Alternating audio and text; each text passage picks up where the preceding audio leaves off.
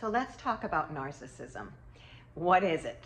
Well, it's selfishness. It is that need for admiration and that lack of empathy. Really, it's about us, right? About me. Well, that word is thrown around left and right these days. I hear it all the time.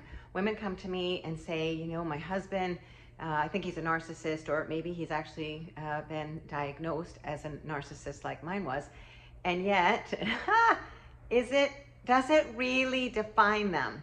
The reality is that only 1% of the population has true narcissistic disorder, and yet, oh my goodness, we self-diagnose it about our husbands all the time.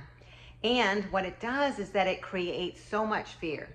Now, we know, if you've been following me long enough, that it's always our thoughts that create our emotions and how we feel. And so when we think a thought like, my husband's a narcissist, in other words, what I thought when my husband got that diagnosis was, there's the proof.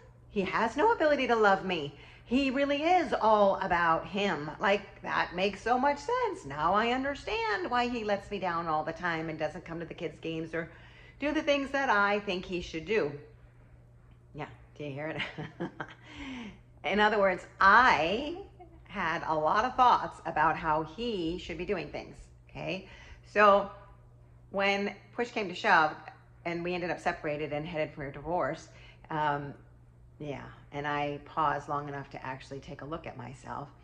I listened to something that my husband often said, and that was, it's always your way or the highway. Have you ever heard that one, my friend? It's always your way or the highway. You know, you're not happy unless, you know, yeah, you get what you want. And as much as I denied it, it was true.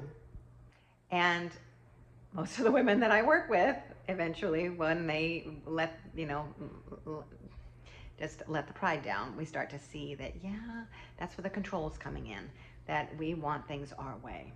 Well, then that makes us narcissists, right? Because then we're all about us. We are focused on getting what we want, oftentimes steamrolling our husband right out of his desires, because what we want is what matters.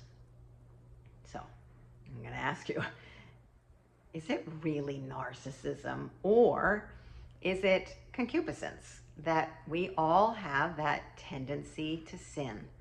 It kind of goes all the way back to Adam and Eve, right? Since the beginning of time, human beings are selfish beings. It is a root sin. And hopefully you're struggling with it, you're battling with it, in the sense that hopefully you're going to conquer it as you continue to grow in the spiritual realm.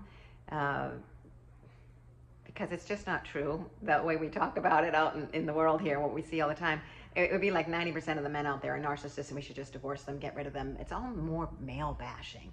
Let's just stop all that and let's just put that word away and instead choose thoughts that create hope and love and courage to choose to love him and ourselves even when it's hard. Okay, so even when it's hard, because the truth is, he's a good man. And how do I know that? You never would have married him if he wasn't. He's a good man. You're a good woman. You're on the journey.